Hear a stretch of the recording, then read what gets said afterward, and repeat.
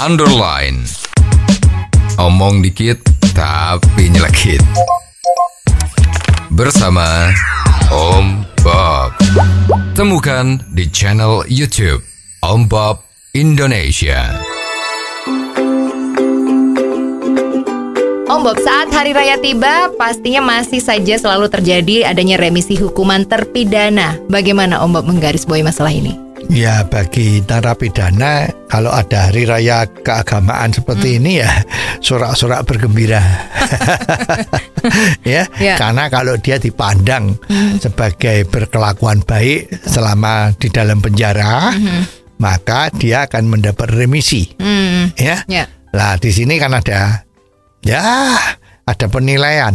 Nah, yang melakukan penilaian kan kepala sipirnya ya. Nah, jadi memang kepala sipir tuh dalam posisi seperti ini, wah, jadi projo-projo ya. Karena kalau tidak berbuat baik, nilainya dari kepala sipir ini bilang jelek, remisinya mungkin sedikit. Ya, tapi kalau dianggap baik, maka remisinya besar ya.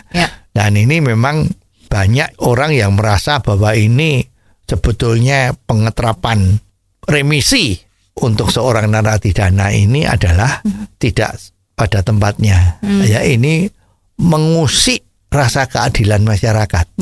Karena hukuman yang diterima oleh narapidana itu sudah betul-betul sesuai dengan aturan. Sudah disidangkan. Sidangnya nggak cuma sekali loh. Ya. Sidang tertunda, nanti ada balasan replik macam-macam sehingga akhirnya tuntutan jaksa keluar baru diputus sama hakim.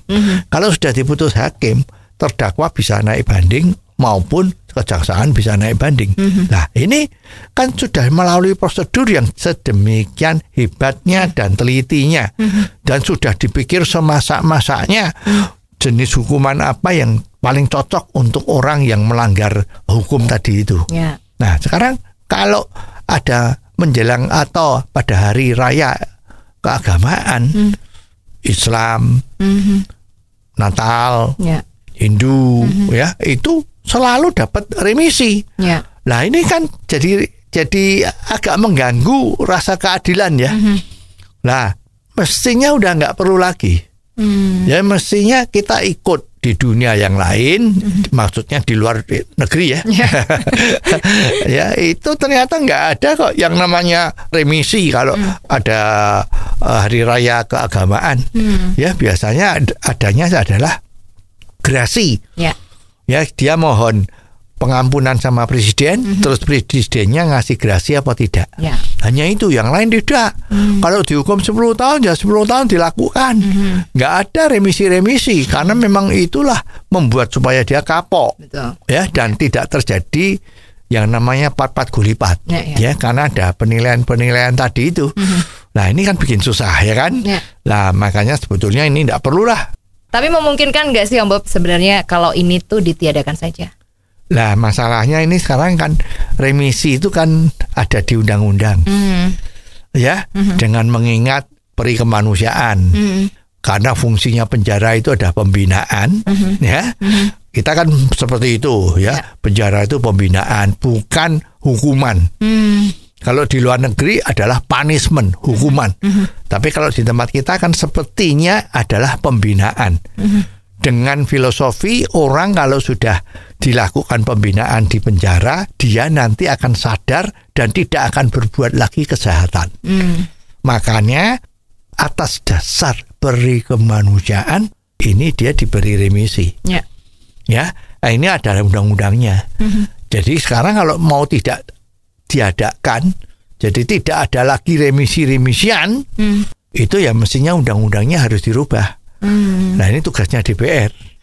Tinggal sekarang DPR mau nggak merubah itu. Ya, seperti kita ketahui kan banyak oknum-oknum anggota DPR itu kan yang juga masuk penjara. Ya, jadi ini memang dilema.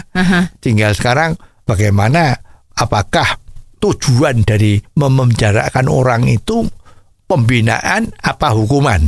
Nah, kalau nanti itu adalah hukuman, membuat jera terhadap orang tersebut atau orang lain yang belum melanggar hukum, maka paling bagus memang remisi itu harus tidak ada. Oh, Oh, jadi begitu ya Om Bob. Jelas deh sekarang. Terima kasih Om Bob untuk waktunya. Sampai ketemu lagi di waktu yang akan datang. Underline.